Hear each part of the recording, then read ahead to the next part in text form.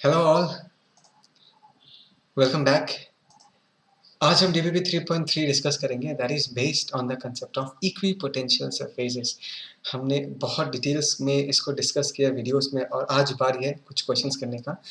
So let's see the first question. ये पूरा सारे क्वेश्चंस इक्वी पोटेंशियल सरफेस पे बेस्ड नहीं है, बट ये जो जो कंसेप्ट हम लोग आज डिस्कस करेंगे वो जब पोटेंशियल सेम हो जाता है तब क्या करना पड़ता है, उन चीज़ों को लेके आज हम डिस्कस करेंगे। ठीक है, so let's see the first question. पहला क्वेश्चन क्या है, there are two metal spheres, one of radius r and the other of radius 2r, right. एक का रेडियस 2r है, एक का रेडियस r है। मैंने यहाँ पर लिख के रखा है, जैसे इसका रेडियस कितना दिया हुआ है, इसका रेडियस r दिया, और इसका रेडियस कितना दिया हुआ है, इसका रेडियस तुम्हारा 2r दिया है। ठीक है ना।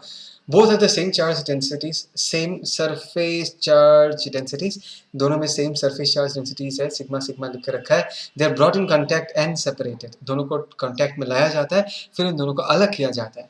What will be the new surface charge densities of the sphere. सीधा सीधा ये पूछा गया कि अगर हमने इन दोनों को कनेक्ट कर दिया फिर अलग कर दिया तो फाइनली उन दोनों का सरफेस चार्ज डेंसिटी कितना होगा वो हमको बताना है। चलो ठीक है, अंडरस्टैंडेबल, इसको करते हैं। ओके, थोड़ा सा इसको यहाँ लेके आते हैं। Let's talk about this in this case. Okay, देखो, the first thing that you need to understand, हम सबसे पहले ये निकाल लेते हैं कि दोनों स्पेयर्स में इनिशियली कितना चार्ज था। बहुत सिंपल सा स्टेप है। स्पेयर ए में कितना चार्ज होगा, सिग्मा इंटू 4πr² उसका सरफेस एरिया। स्पेयर बी में कितना चार्ज होगा, उसका चार्ज डेंसिटी जो कि सिग्मा ही है, multiplied by its area, that is 4/2r the whole square. अच्छा, ये आ जाएगा तुम्हारा 4πr², ये आ जाएगा तुम्हारा 16πσr²। तो क्यू बी को अगर क्यू ए के फॉर्म में लिखना चाहो, जो क्यू बी जो है वो क्यू ए का 4 टाइम्स है। देखने से समझ में आ रहा है, क्यू बी जो है that is 4 times of Q A. Is that clear? अभी अगर मैं दोनों को कॉन्टैक्ट में ला दूं, if I bring both of them in contact, तो लेट अस सी, इसके पास फाइनली जो चार्ज आता है that is Q A dash, और इसके पास जो फाइनली चार्ज आता है that is Q B dash.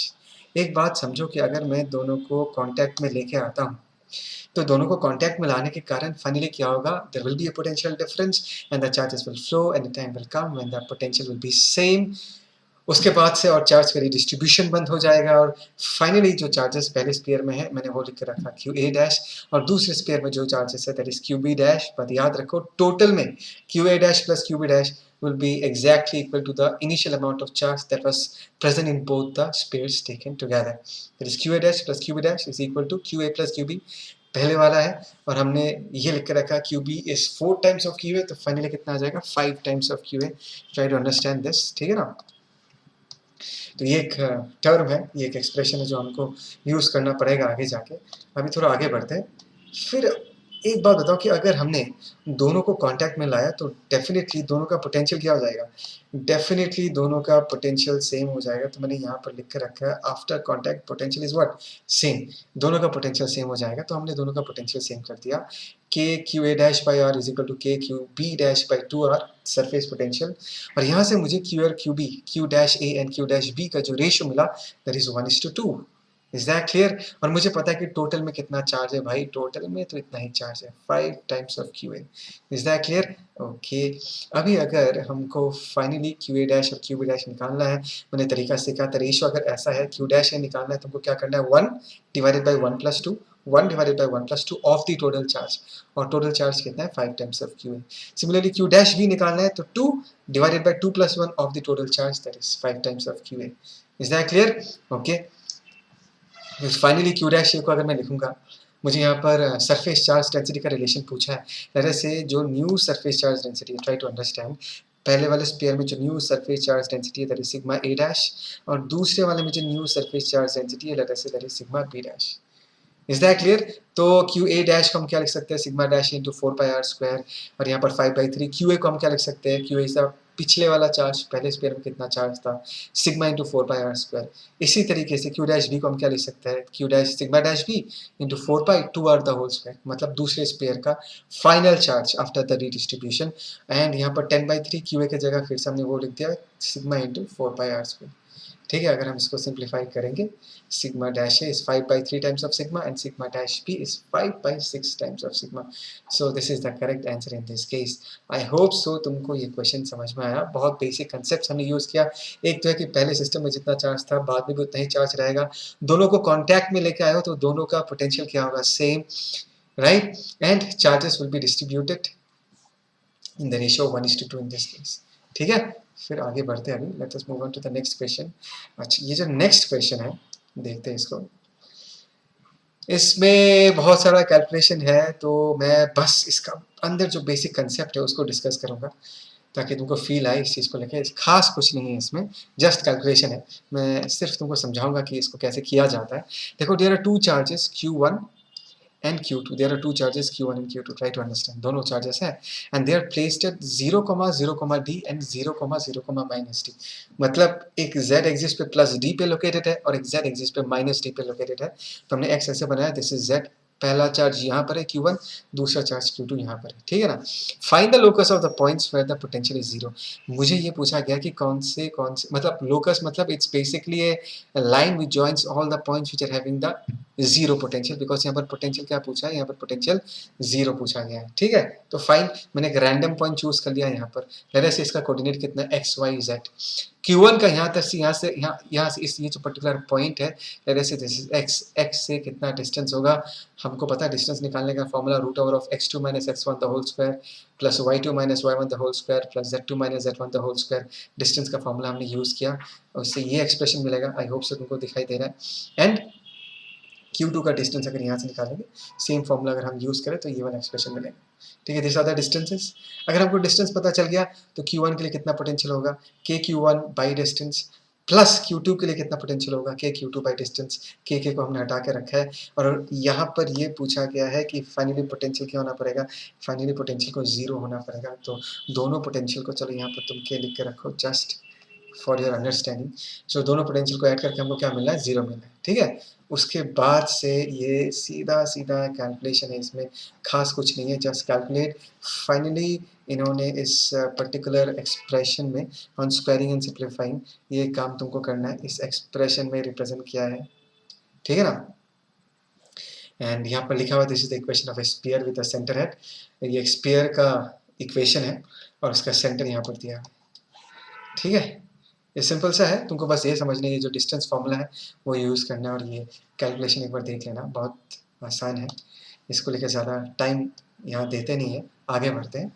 ठीक है, ओके, अभी आगे देखते हैं नेक्स्ट क्वेश्चन। चलो ये नेक्स्ट क्वेश्चन देखते हैं, ये तुमको दिखाई दे रहा है ना। ओके,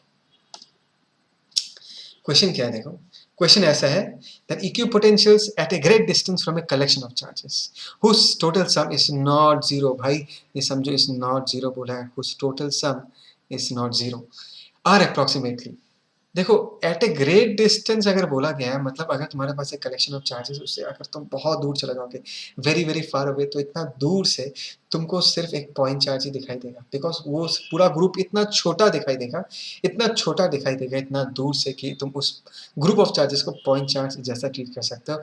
और एक पॉइंट चार्ज के लिए अगर हम एक पॉइंट चार्ज मानते हैं, उसके लिए जो इक्विपोटेंशियल सरफेसेस है, याद है इक्विपोटेंशियल सरफेसेस एक पॉइंट चार्ज के लिए कैसे बनता है, बोलो कैसे होता है, this are all spherical. Right, हमने सीखा था कि हम इक्विपोटेंशियल सरफेसेस को हमेशा कैसे बनाएंगे, they will always be perpendicular to the electric field lines. Is that clear. So if you talk about question number 3 in this case, question number 3 का करेक्ट ऑप्शन होगा option A, that is spheres. Is that clear. Okay, आगे चलते हैं। ये भी एक अच्छा question है, नाइस क्वेश्चन। ज़्यादा खास कुछ तो डिस्कस करने लायक है नहीं, but still then there are basics, there are some important basics that we need to discuss in this case. में थोड़ा सा बड़ा कर देता हूँ इसको, so that you can see. I hope so अभी और क्लियरली दिख रहा होगा। ओके, अभी इस क्वेश्चन को देखते हैं। देखो, figure show some equipotential lines distributed in space. ठीक है, ये सारे इक्विपोटेंशियल लाइन से, इक्विपोटेंशियल लाइन क्या होता है कि इस लाइन के अलोंग अगर ट्रैवल करोगे तो पोटेंशियल चेंज नहीं होगा। हर एक लाइन के करस्पॉन्डिंग पोटेंशियल लिखा गया है डायग्राम में, 10, 20, 30, 40, 50।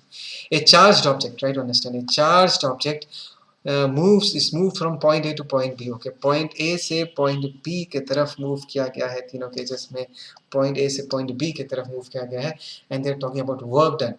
वर्क डन के बारे में ऑप्शंस दिया हुआ है। तो सबसे पहले एक बार ये बताओ कि वर्क डन और पोटेंशियल क्या कनेक्शन है। Work done by external agent, मैंने यहाँ पर लिख कर रखा है। Okay, work done by external agent is change in potential energy, and change in potential energy is Q into del V। What is del V? Del V in this case is what? Change in potential.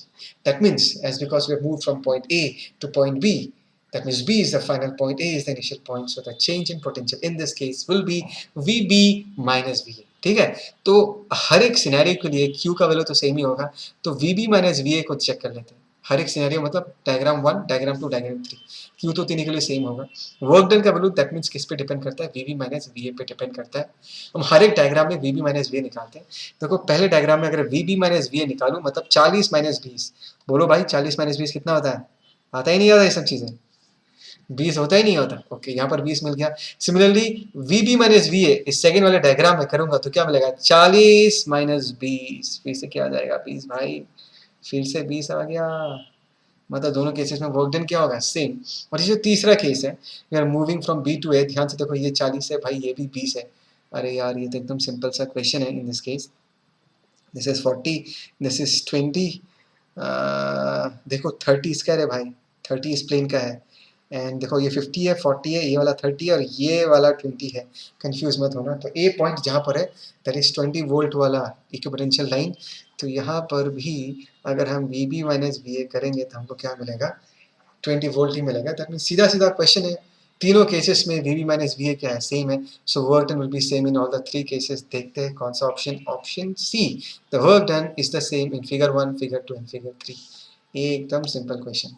ठीक है, आगे बढ़े. Okay चलो भाई आगे चलो.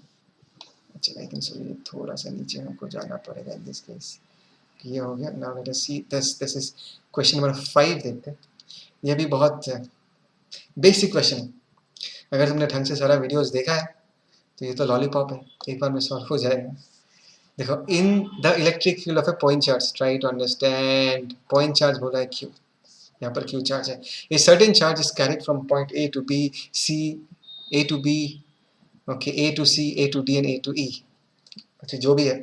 नहीं तो वर्क डन पूछा. वर्क डन सीधा मतलब चेंज इन पोटेंशियल हम लिख सकते हैं. तो instead of talking about work done late us talk about change in potential, कि इस मूवमेंट में क्या पोटेंशियल बदलता है. अगर बदलता है there will be work done, अगर पोटेंशियल नहीं बदलता there is no work done.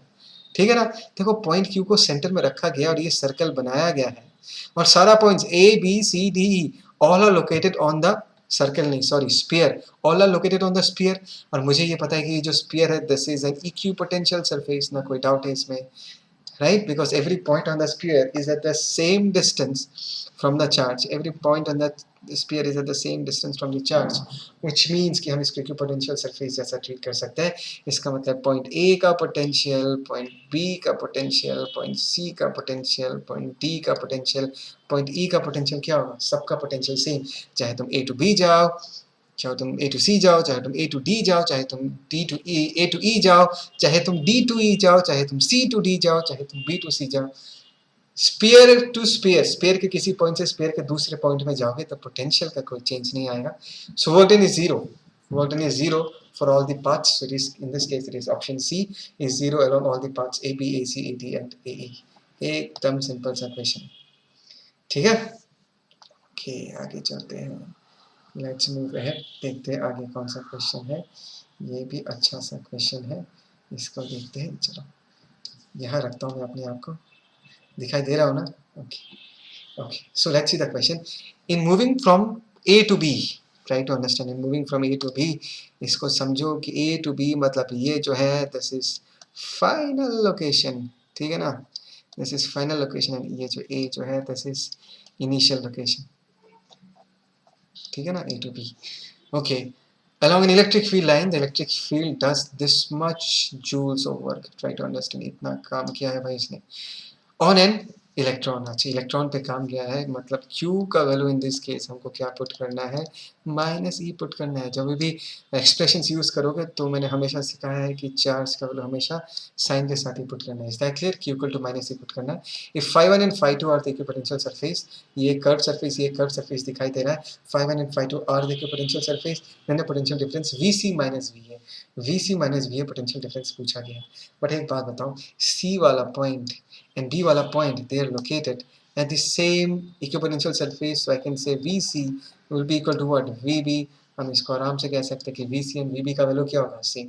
अच्छा work done by electric field दिया हुआ है और VC माइनस VA पूछा गया है.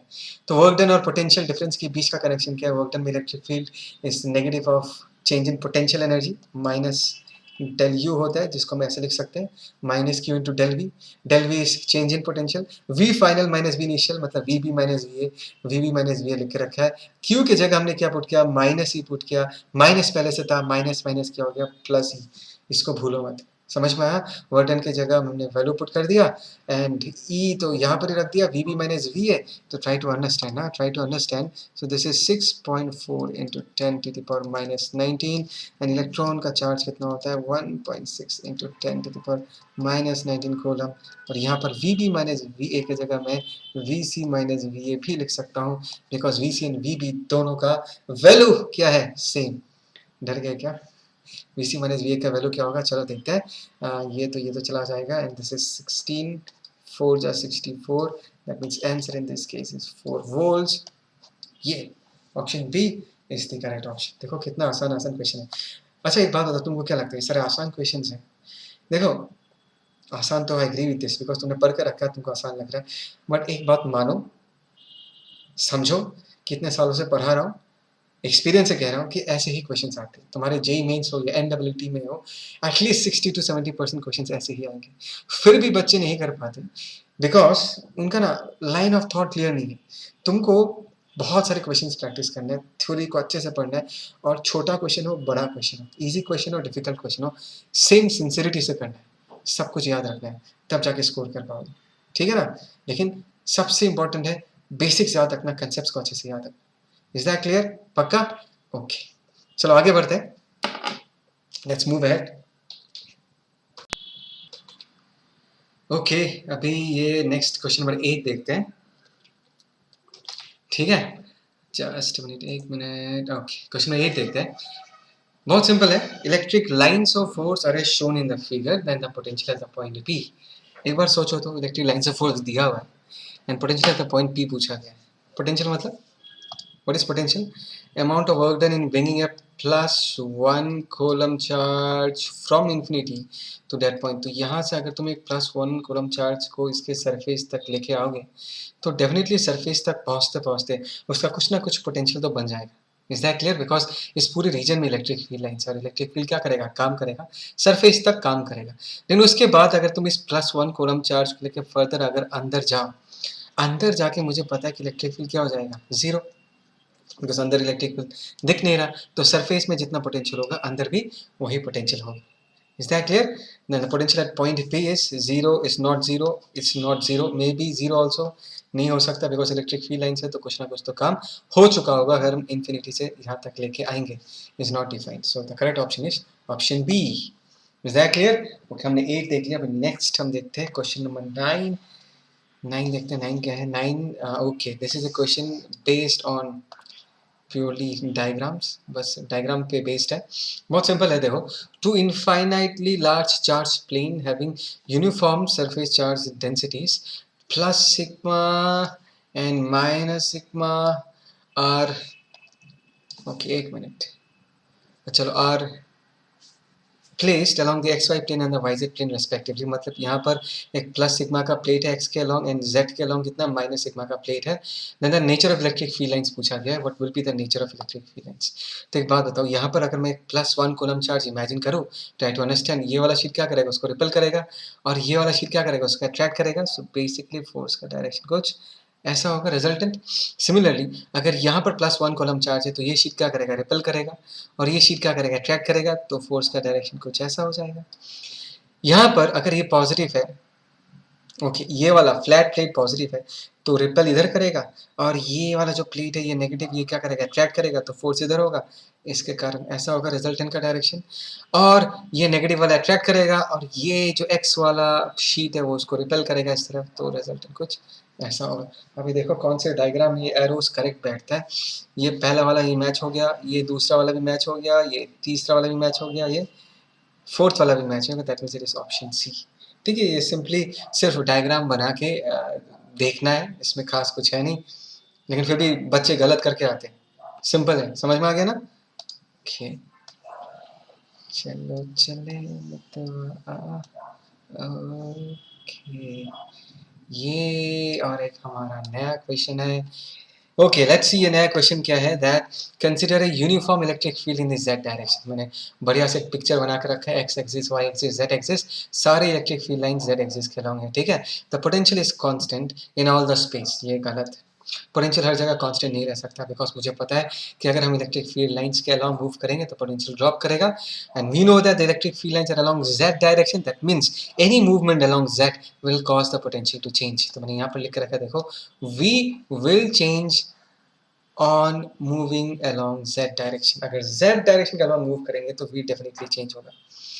लेकिन अगर तुम मुझे पूछोगे सर आप इक्विपोटेंशियल सरफेस बनाओ, तो ऑब्वियसली इक्विपोटेंशियल सरफेस क्या होगा, any plane which is perpendicular to this electric field lines, that means X Y plane, ये जो एक्स वाई प्लेन है, ये जो एक्स वाई प्लेन है, मैंने यहाँ पर लिख के रखा है, X Y plane will behave as an equipotential surface। तो ऑप्शंस देखते हैं, for an X for a given Z, मतलब अगर तुम्हें जेड को ट्राई टू अंडरस्टैंड, यार लिख के नहीं रहा, कम ऑन, ठीक है, for a given, for an X for a given Z, अगर जेड बोल के रखा है इन दिस केस, ठीक है ना, एक मिनट मैं थोड़ा सा इसको मूव करवाता हूँ। अच्छा, अगर मैं फॉर ए गिवन जेड लिखा, try to understand, for a given Z अगर लिखा हुआ है, इसका मतलब क्या है, इसका मतलब है जेड कांस्टेंट है, हम एक्स के अलॉन्ग मूव कर सकते हैं, लेकिन अगर z को कांस्टेंट रख के मूव करेंगे, अगर हम z को कांस्टेंट रख के मूव करेंगे, that means the movement will be perpendicular to the electric field lines and definitely there will be no change in potential. So this is the correct option.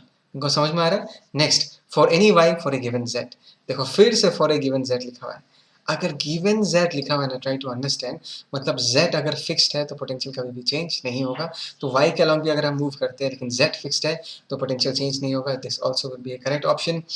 And last on the X Y plane for a given Z, अभी तो और सोचने की जरूरत ही नहीं है, for a given Z दिया हुआ है, मतलब potential will definitely not change. Is that clear? सिर्फ जेड के अलावा मूव करोगे, सिर्फ अगर जेड कोऑर्डिनेट चेंज होता है तब जाके सिर्फ पोटेंशियल चेंज होगा। Is that clear? पक्का? चलो आगे बढ़ते हैं।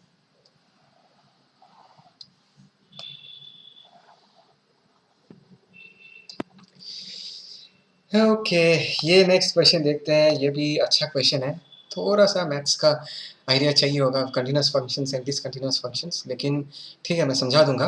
देखो, across the surface of A charge conductor the electric field is continuous, potential is continuous, field is discontinuous, potential is discontinuous. तो ये जो वर्ड डिसकंटिन्यूअस लिखा हुआ है, ट्राई टू अंडरस्टैंड, और ये जो वर्ड कंटिन्यूअस लिखा हुआ है, इनका मतलब क्या है, ट्राई टू अंडरस्टैंड।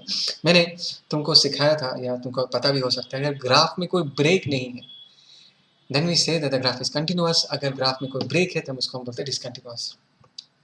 मैं समझाता हूँ, टेंशन मत। If I talk about potential, देखो इन्फिनिटी से अगर मैं इसके पास आना चालू करूँ, potential increase increase increase, surface में पोटेंशियल मैंने लिख के रखा है, सरफेस में कितना पोटेंशियल होगा v, अंदर भी कितना पोटेंशियल होगा, अंदर भी भाई v पोटेंशियल होगा।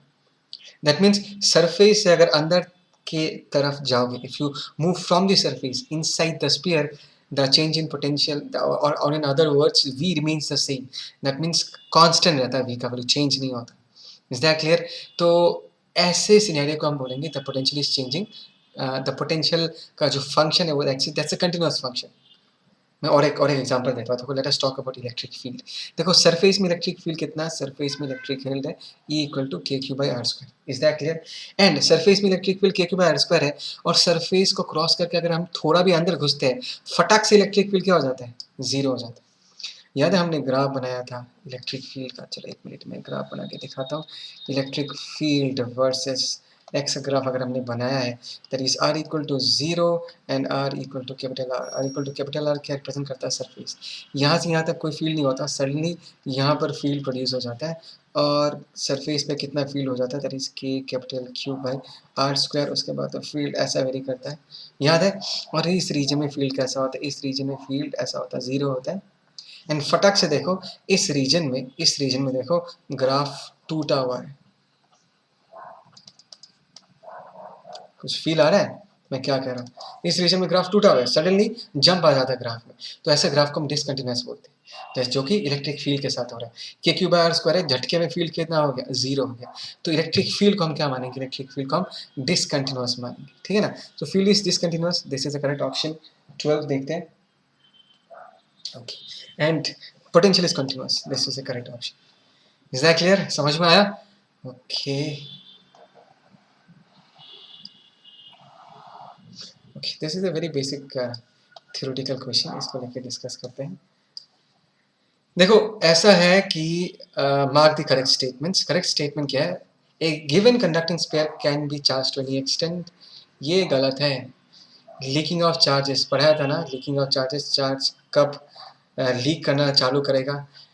एक स्पेयर के चारों तरफ एक डाइलेक्ट्रिक मटेरियल होता है, surrounding medium is an insulator.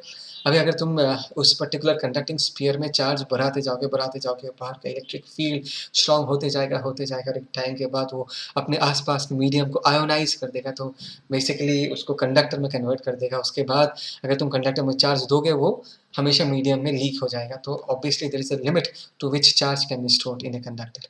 सो पहला वाला तो गलत है। A given conducting sphere can not be charge to potential greater than a certain value. A given conducting sphere cannot be charged to a potential greater than a certain value. Yes, अगर charge का एक limit है कि इतना तक ही charge कर सकते हो, तो उसका जो पोटेंशियल डेवलप हो सकता है वो भी एक लिमिट होगा। तो this is a correct option, ये सही है 13 का B. Is that clear? Next, a given conducting sphere can not be charge to potential less than a certain minimum value. ये सोच के बताओ, इज इट पॉसिबल कि हम किसी कंडक्टिंग स्पेयर को किसी एक पर्टिकुलर पोटेंशियल से कम चार्ज नहीं कर सकते?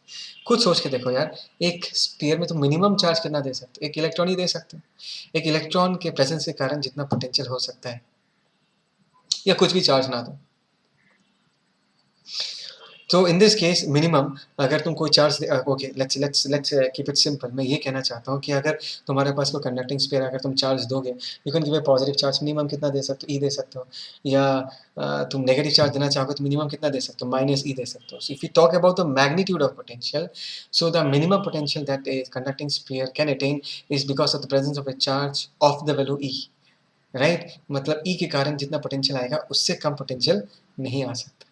ठीक है, तो yes, there is a limit, minimum limit to the potential। एक कंडक्टिंग स्पेयर का मिनिमम पोटेंशियल कितना हो सकता है, उसका भी एक लिमिट है। समझ में आया ना? मिनिमम चार्ज दैट इज एक इलेक्ट्रॉन अगर होगा या एक प्लस ही होगा, उसके कारण जो पोटेंशियल होगा that is a minimum potential possible. ठीक है, समझा पाया ना तुमको? Okay, so in this case option B and C होगा। Let's move on. ओके, ये भी डिस्कशन ही है बेसिकली। चलो, क्या है यहाँ पर? एक conducting sphere of radius r has a charge q। एक conducting sphere has of radius r has a charge, then the charge is uniformly distributed over its surface if there is no external field। yes, अगर कोई external field नहीं है तो सारा charges अच्छे बच्चों जैसा सरफेस में यूनिफॉर्मली डिस्ट्रीब्यूट हो जाएगा। then yes, a is the correct option, a सही है। ठीक है, distribution of charge over its surface will be non-uniform if an external field exists in space। एक मिनट, हाँ।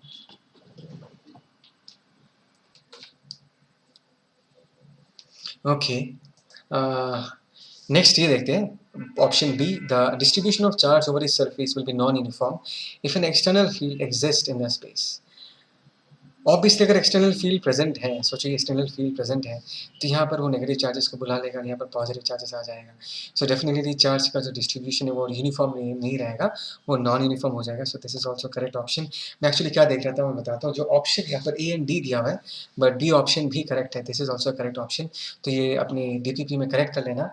14 का आंसर में ए भी होगा एंड बी भी होगा। ठीक है, सी देखते क्या है। The electric field strength inside the sphere will be equal to 0 only when no external field is exist. ये तो गलत है। चाहे एक्सटर्नल फील्ड एग्जिस्ट करे, एक्सटर्नल फील्ड अगर एग्जिस्ट करे तो इलेक्ट्रोस्टैटिक शील्डिंग के लिए बेसिकली अंदर एक इंटरनल फील्ड डेवलप होगा जो बाहर की फील्ड को क्या कर देगा? जीरो कर देगा।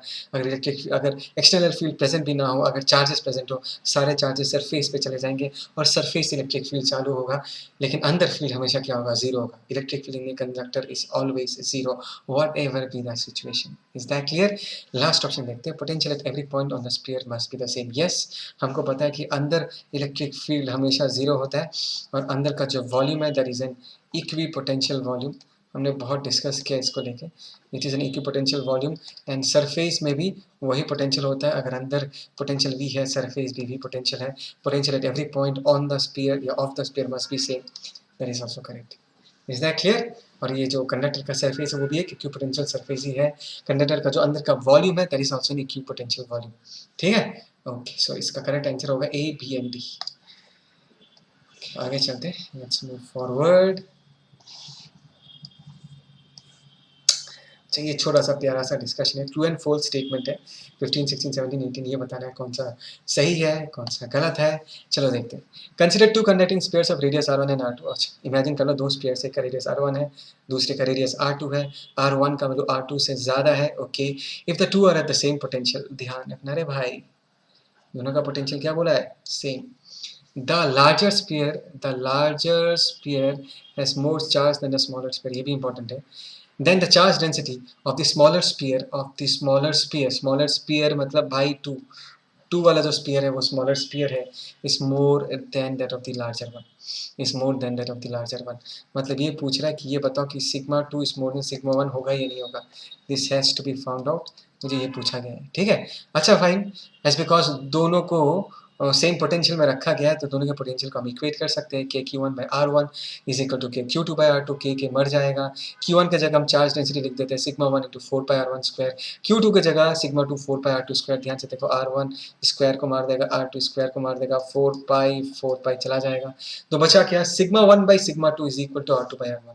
अरे भाई ये देखो sigma one by sigma two is equal to R two by R one, और हमको पता है कि R2 का जो वैल्यू R1 से छोटा है, R2 का वैल्यू R1 से छोटा है, मतलब दिस क्वांटिटी, ये जो फ्रैक्शन होगा this is less than 1, if this is less than 1 then sigma 1 is less than sigma 2, वही लिख के रखा है मैंने, sigma 1 less than sigma 2 and sigma 2 is the charge on the smaller sphere, sigma 2 more than sigma 1 है, यही पूछा गया था और यही आ रहा है, sigma 2 more than sigma 1। So this statement in this case is true, this is a true statement, ये सही है, ठीक है।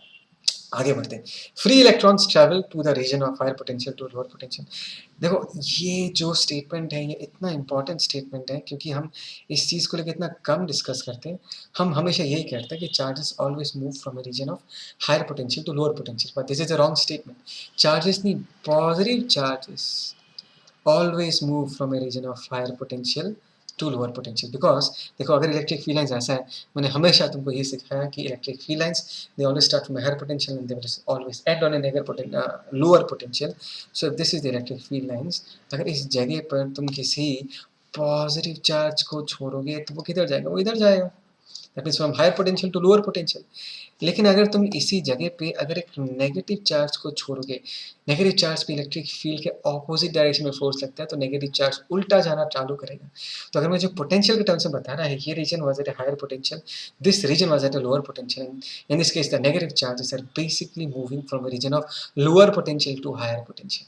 That means free electrons always travel from lower potential to higher potential होना चाहिए electrons, because ये negative charge है। तो ये जो statement है this is false. Negative charges always move from a region of lower potential to higher potential, but positive charges हमेशा याद रखना, positive charges will always move from a region of higher potential to lower potential. Is that clear? Okay. अच्छा, next देखते हैं, next क्या है, there may be potential difference between two adjacent conductors carrying the same charge. Potential difference हो सकता है between two conductors carrying the same charge. अभी एक बात बताओ, किसी कंडक्टर का जो पोटेंशियल है क्या सिर्फ वो चार्ज पे डिपेंड करता है, नहीं ना। जैसे कि कंडक्टिंग स्फीयर का पोटेंशियल क्या होता है, के क्यू बाई आर, उसके रेडियस पे भी डिपेंड करता है। अभी अगर दोनों कंडक्टर्स का डायमेंशन अलग हो, दोनों का शेप एंड साइज अलग हो, तो दोनों का पोटेंशियल भी क्या होगा, अलग हो जाएगा। So yes there may be potential difference between two adjacent conductors carrying the same charge, हो सकता है ऐसा। So will say this is a correct statement, इसको भी मैं ट्रू लिख दूंगा, ये भी करेक्ट है, ठीक है ना। आगे बढ़ते, नेक्स्ट लेट्स मूव एंड सी के आगे का क्वेश्चन क्या है। भाई ऊपर जाओ, ओके, और थोड़ा ऊपर, चलो देखते हैं। A test charge q is made to move in the electric field of a point charge q। ध्यान से रखना, point charge q मतलब the field lines will be radial, is that clear, along two different closed paths, see figure। first path has section along and perpendicular to the lines। ध्यान से देखो ये एक path है, ठीक है ना, this is one path they are talking about. कुछ पोर्शंस इलेक्ट्रिक फील्ड लाइंस के परपेंडिकुलर है, कुछ मूवमेंट्स इलेक्ट्रिक फील्ड लाइंस के अलॉन्ग है। Second path is a rectangular loop of the same area as the first loop. Okay, same area as the first loop. The work done in the first part is more than the work done in the second part. अरे भाई ये तो पूरा धोखा देने वाला question है। धोखा ये है कि इतना बड़ा चढ़ा के लिखा है। लेकिन एक बात बताओ, if they are talking about work done by whom भाई? Work done by electric field, and work done by electric field is always path, come on complete, क्या होगा, independent, because भाई इलेक्ट्रिक फील्ड तो हमारा कंजर्वेटिव फोर्स होता ही नहीं होता। Electric field अगर कंजर्वेटिव फोर्स है तो उसका वर्क डन पाथ इंडिपेंडेंट है, और हमको पता है कि क्लोज्ड लूप में उसका वर्क डन, बोलो रे, क्लोज्ड लूप में उसका वर्क डन हमेशा क्या होगा, जीरो। तो चाहे तुम ऐसा ऐसा गोल घूमो और चाहे तुम ऐसा ऐसा गोल घूमो, दोनों केसेस में वर्क डन का वैल्यू क्या आएगा, जीरो ही आएगा। Is that clear? बस कंफ्यूज करने के लिए इतना लंबा चौड़ा लैंग्वेज लिख के रखा है। So work done in the first part is more than the second part, ये गलत है, this is a false statement. Work done दोनों केस में क्या होगा, same, and that will be equal to zero. ठीक है ना? ओके, 19 देखते हैं next. A closed equipotential surface with no charge within itself must enclose an equipotential volume. Yes, because conductor अगर हमारे पास होता है, कंडक्टर का जो सरफेस होता है, ट्राई टू अंडरस्टैंड, यहाँ पर वी पोटेंशियल होता है और अंदर का भी पोटेंशियल क्या होता है, वी ही होता है। देखो यहाँ पर लिखा हुआ है an equipotential surface with no charge within itself. भाई अगर अंदर चार्ज आ गया तब तो सीन अलग हो जाएगा। अंदर चार्ज आने के साथ साथ अंदर इलेक्ट्रिक फील्ड भी आ जाएगा अगर अंदर चार्ज है। इन दिस केस सोचो ये कैविटी, हाँ कंडक्टर होगा तो नहीं आएगा। I am just talking about the general case. सोचो ये शेल है, मैंने मान लिया ये शेल है, ट्राई टू अंडरस्टैंड, और अंदर हमने एक चार्ज रख दिया, तब तो अंदर भी इलेक्ट्रिक फील्ड आ जाएगा। तब बाहर का पोटेंशियल अंदर का पोटेंशियल सेम नहीं होगा, ठीक है। बट यहाँ पर बोला कि there is no charge inside, मतलब अंदर कोई चार्ज नहीं है, अंदर कोई चार्ज नहीं है और बाहर का सरफेस की पोटेंशियल है, तो बाहर का सरफेस की पोटेंशियल है, तो बाहर जितना पोटेंशियल होगा अंदर भी उतना ही पोटेंशियल होगा। सो this is a true statement. तुमको समझ आ रहा है ना मैंने क्या कहा? अगर ये शेल होता, अंदर क्यू चार्ज होता, तो अंदर का फील्ड जीरो नहीं होता। अगर फील्ड जीरो नहीं होगा तो पोटेंशियल भी अंदर बदल जाएगा, सरफेस का पोटेंशियल अलग, अंदर का भी पोटेंशियल अलग होगा, अलग अलग जगह पर, ठीक है। ओके, ये भी सिंपल था। लेट्स मूव हेड, आगे चलते हैं। ये बढ़िया स्टेटमेंट है। ये स्टेटमेंट क्या हम देखते हैं, देखो क्या है। If an insulated uncharged conductor, भाई this is our insulated uncharged conductor, is placed near a charge conductor, एक चार्ज कंडक्टर के सामने हमें रख दिया, देखो पॉजिटिव चार्ज है, and no other conductors are present, और आसपास कोई बाकी और कोई कंडक्टर है नहीं। The uncharged body must intermediate in potential between that of the charged body and that of the infinity, ठीक है। मतलब उसका जो पोटेंशियल होगा वो क्या होगा, इंटरमीडिएट होगा। एक बार ये सोच के देखो। ओके ओके, चलो अभी हम ये देखते हैं। देखो we are talking about this potential, right? तो यहाँ पर देखो दिस इज पॉजिटिव और ये अनचार्ज था, और we are talking about the field lines, right? Let's talk about the field lines. तो पॉजिटिव से ये सरफेस में फील्ड लाइंस एंड होगा, और as because it is uncharged, तो यहाँ से फिर से फील्ड लाइंस क्या होगा, स्टार्ट होगा। और हमको पता है कि अगर हम फील्ड लाइंस के अलॉन्ग ट्रैवल करते हैं तो पोटेंशियल हमेशा क्या करेगा, डिक्रीज करेगा। तो देखो ये अगर V1 है तो V2 का वैल्यू V1 से क्या होगा, कम होगा। तो इन this case I can write V2s less than V1, ठीक है ना। उसके बाद इस कंडक्टर से अगर हम दूर जाना चालू करें तो पोटेंशियल क्या करेगा, और डिक्रीज करेगा, because we are moving along the direction of electric field lines. Decrease करते करते इन्फिनिटी में जाके क्या हो जाएगा, जीरो हो जाएगा। दैट मीन्स यस, V2 का जो वैल्यू है, ये जो V2 का वैल्यू दिख रहा है, that is basically less than V1, V1 से कम है। और ये जो V2 जो है, V2 वाला जो पोटेंशियल है, इसका जो वैल्यू है दैट लाइज बिटवीन, यहाँ पर जो स्टेटमेंट एक बार पढ़ लेते हैं, तो uncharged body must be intermediate in potential between that of the charge body and that of the infinity. मतलब चार्ज बॉडी का जितना पोटेंशियल है और इन्फिनिटी में जितना पोटेंशियल है उसके बीच ही लाई करता है। समझ आया ना? V1 से डिक्रीज होकर V2 हुआ, V2 से डिक्रीज होकर जीरो हुआ, तो V2 इंटरमीडिएट है V1 और जीरो के बीच, ठीक है। समझ में आया? Is that clear? If you have any doubts please comment, I will get back to you. I would love to clear your doubts. Class होता तो फेस टू फेस बात कर पाते, but as because it is a video, I would really appreciate अगर तुम्हारा कोई doubt है, you ask me that, ठीक है। तो आज का वीडियो यहाँ पर ही कंप्लीट करते हैं। Nice, it's a nice experience solving all these questions for all of you. Let's meet soon, ठीक है। Take care.